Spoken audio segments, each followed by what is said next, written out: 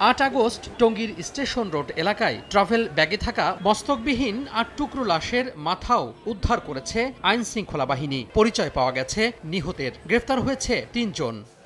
RAB বলছে নিহত অলি মিয়ার বাড়ি নরসিংদী। আসামিরা তার পূর্ব পরিচিত।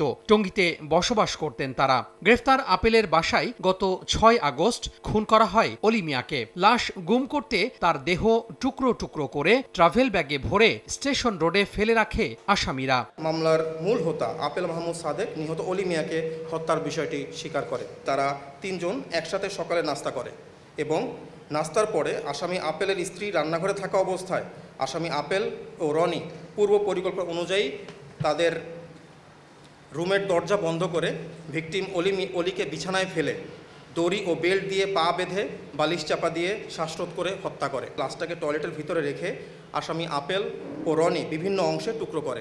র্যাব জানায় আসামি রনিকে মারধর এবং আরেক আসামি আপেলের স্ত্রীকে কটূক্তি করায় অলিকে হত্যার পরিকল্পনা করা হয়। এরই অংশ হিসেবে কয়েক দফা ট্রেনের নিচে ফেলে অলিকে হত্যার চেষ্টা করে আসামিরা। ব্যর্থ হয়ে তাকে ফুঁসলিয়ে আপেলের বাসায় নিয়ে খুন করা হয়।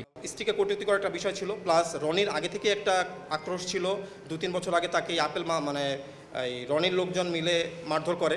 নিহত অলি ও আসামিরা সবাই ব্যবসায়ী। এর মধ্যে অলি ও আপেলের নামে বিভিন্ন থানায় মামলা রয়েছে।